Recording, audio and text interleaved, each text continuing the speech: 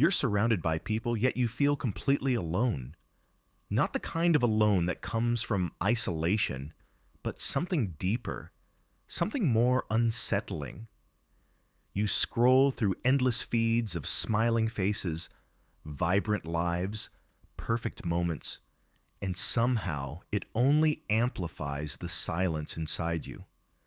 You have hundreds of connections, thousands of posts to consume, infinite ways to reach out, yet the loneliness sits in your chest like a weight you can't name. It's not about being physically alone anymore. It's about sitting in a crowded room, phone in hand, heart heavy, wondering when human connection became this exhausting performance. You remember a time when loneliness was different, when being alone meant silence, not this constant digital noise that somehow makes you feel more isolated than ever. Back then, if you wanted to connect, you picked up the phone, you heard a voice, you felt something real. Now you send messages into the void, waiting for the dopamine hit of a notification, a like, a reply that never quite fills the emptiness. This isn't the loneliness your parents knew. This is something new, something paradoxical. You're more connected than any generation in history, yet you've never felt more disconnected from what actually matters. The modern world promised us connection. The internet, social media, smartphones, instant messaging, they were supposed to bring us closer together, and in many ways, they did. You can video call someone on the other side of the planet, share your thoughts with thousands in seconds, maintain relationships that distance would have once destroyed. But here's the paradox. The more connected we became digitally, the more disconnected we became emotionally. We traded depth for breadth, intimacy for accessibility, presence for performance. Think about the 1980s and 90s. Connection was analog. It was imperfect. It required effort.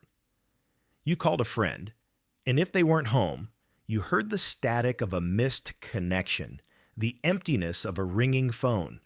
You waited. You tried again later, and when you finally connected, it meant something. You made plans to meet, face to face, no screens between you, just presence. Loneliness back then was clearer.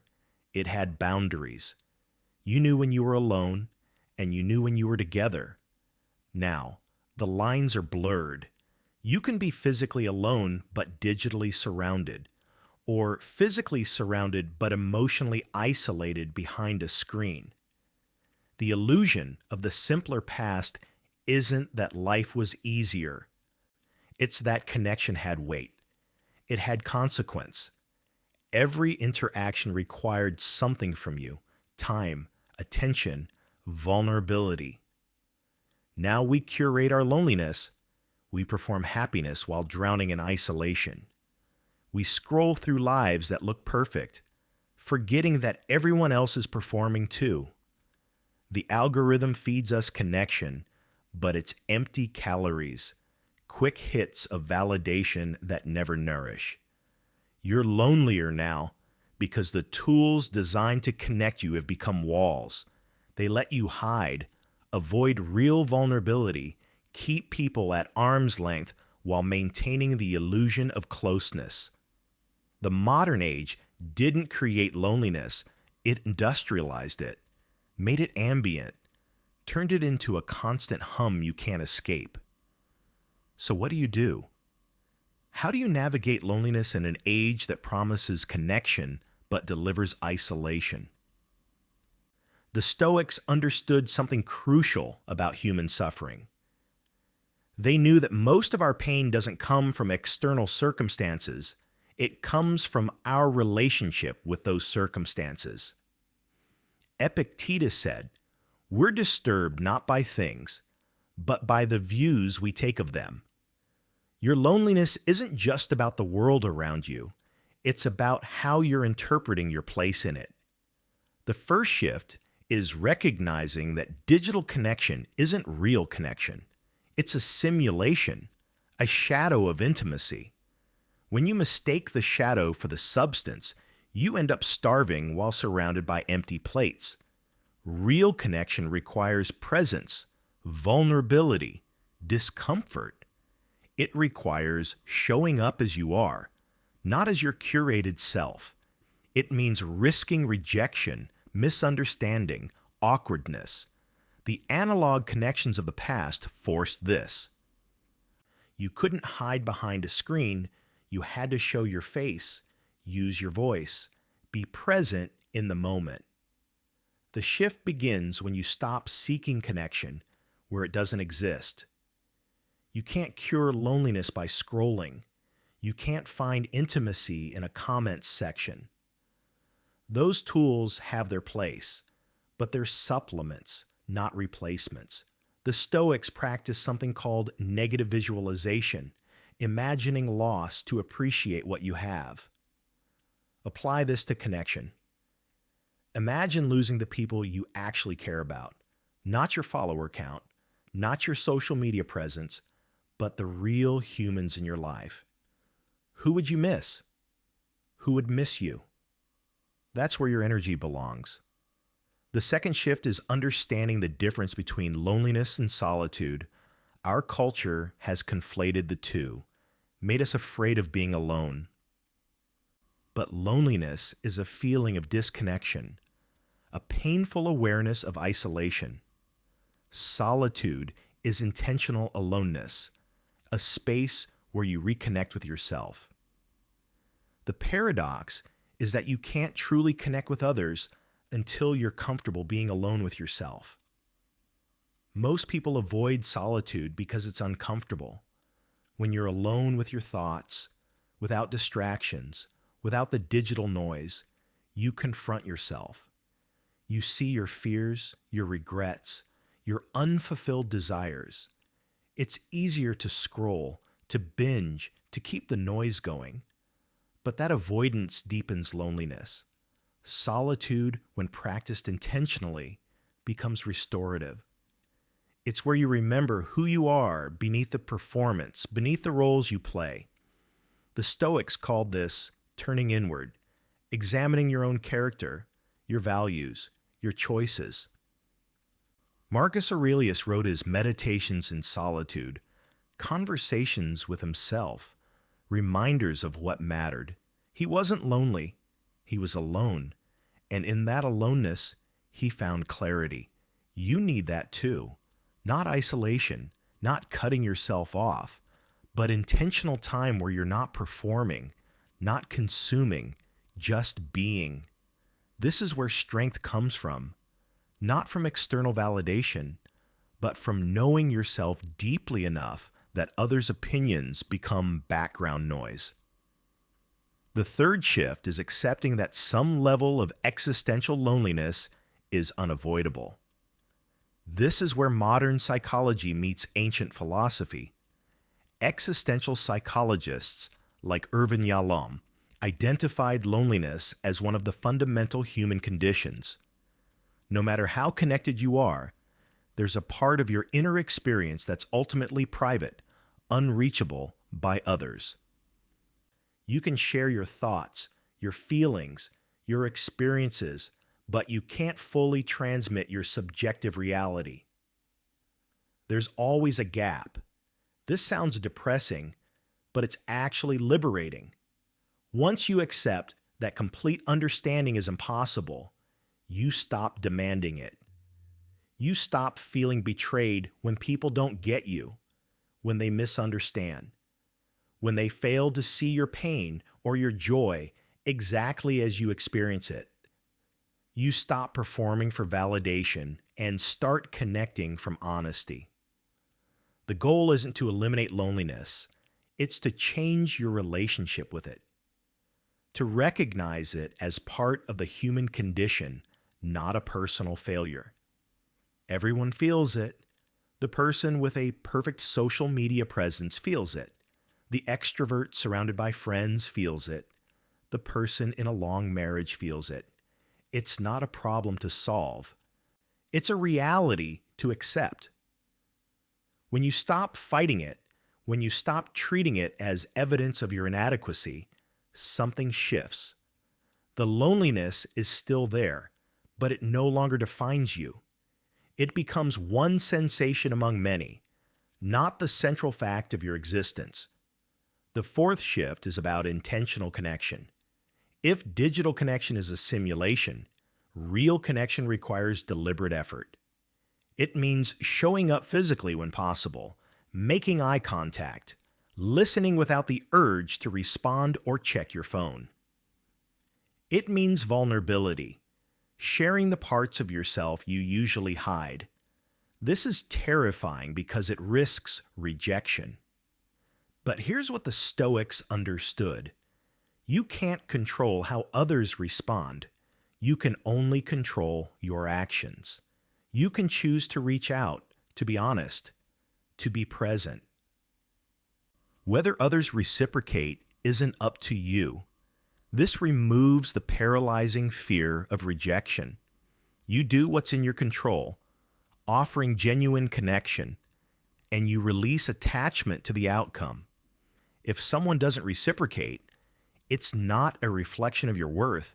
It's simply their choice, shaped by their own fears, their own wounds, their own circumstances.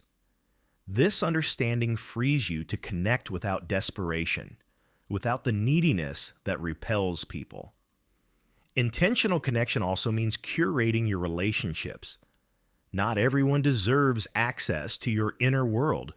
The age of connection has made us believe we need to be available to everyone, responsive, constantly engaged.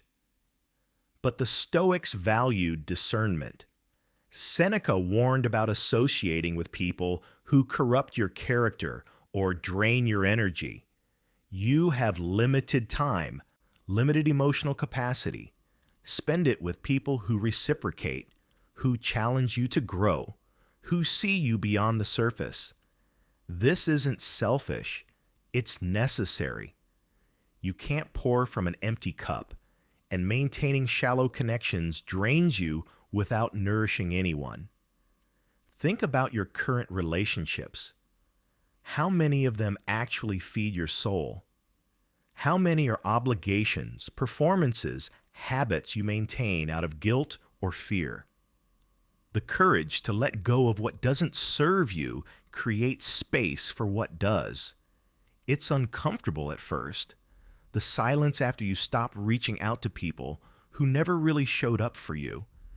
But that silence is fertile ground for real connection to grow. The fifth shift is redefining what connection means. We've been conditioned to measure connection by quantity, by how many friends we have, how many messages we receive, how many likes we get. But connection isn't quantitative, it's qualitative. One deep, honest conversation can sustain you for weeks.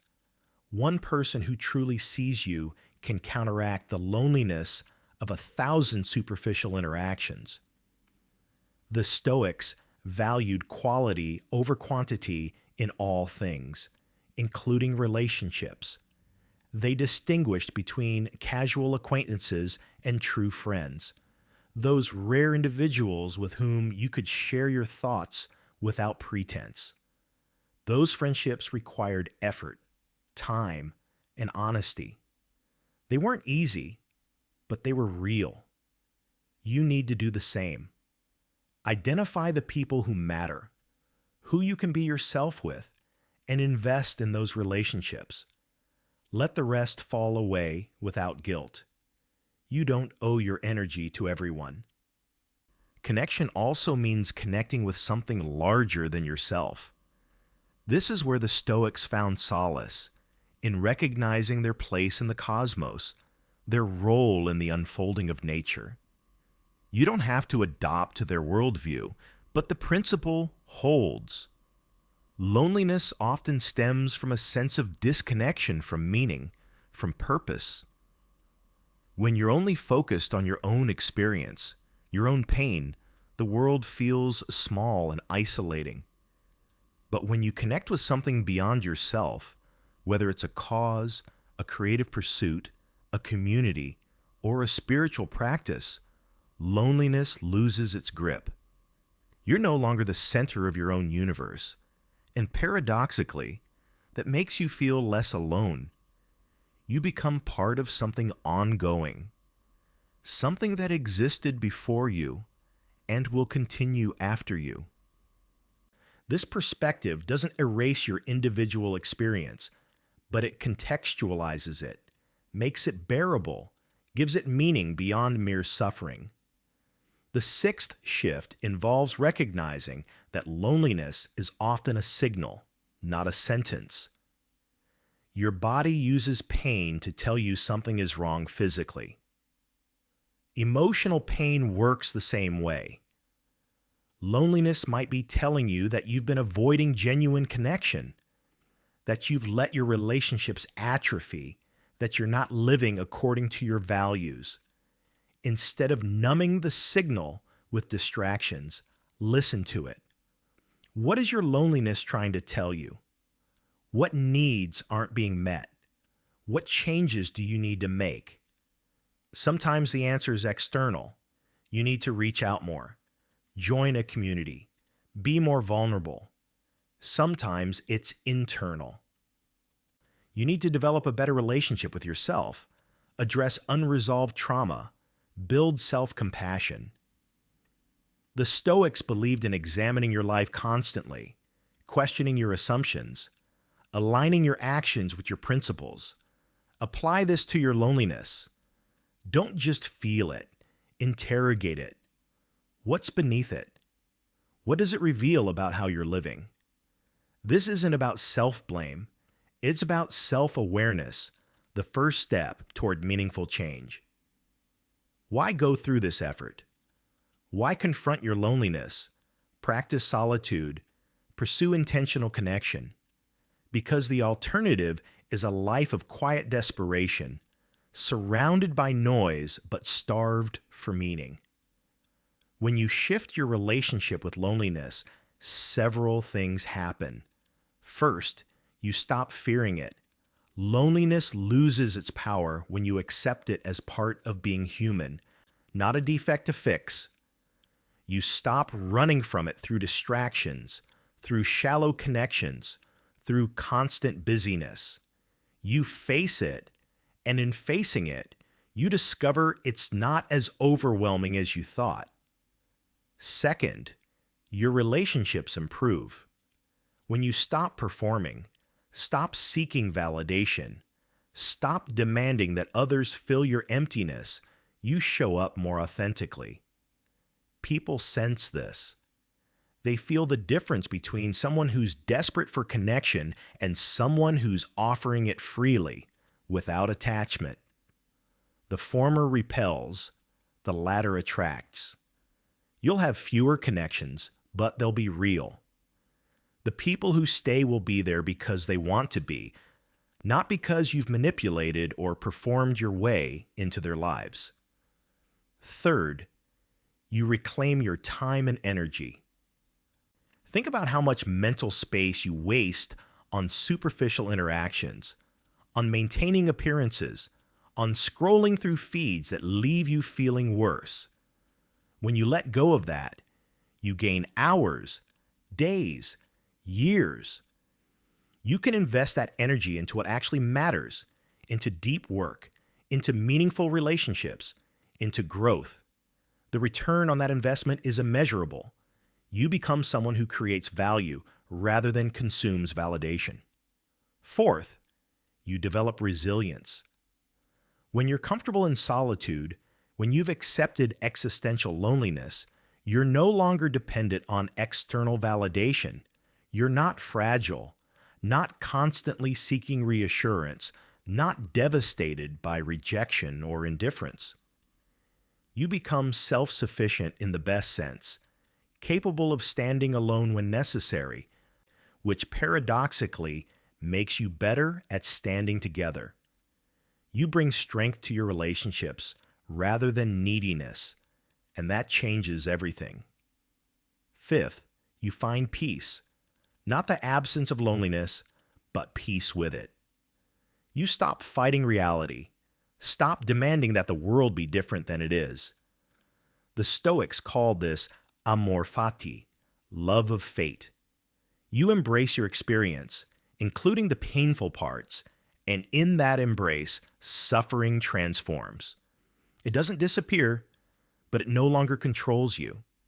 You carry your loneliness like a scar, a reminder of your humanity, not a wound that defines you. This peace isn't passive resignation, it's active acceptance, the foundation for genuine contentment regardless of circumstances. Loneliness in the age of connection isn't going away. The tools that promise to bring us together will continue to evolve, to promise more, to deliver less. The digital noise will get louder, the distractions more sophisticated, the illusion of connection more convincing. But you don't have to be a victim of it. You have agency. You can choose solitude over loneliness. You can choose depth over breadth. You can choose presence over performance. This isn't about rejecting the modern world. It's about navigating it with wisdom, with discernment, with the understanding that not everything new is better. Not every connection is meaningful. The Stoics lived in a different time, but their wisdom endures because it addresses something timeless, the challenge of being human in a world that doesn't care about your suffering. You're alone, yes, but you're not powerless. You can build real connections. You can find meaning. You can make peace with the parts of existence that can't be changed. The loneliness you feel isn't a sign that something's wrong with you. It's a sign that you're human, awake, aware of the gap between what is and what could be. That awareness is painful, but it's also the first step towards something better. Don't run from it. Face it. And in facing it, discover that you were never as alone as you thought.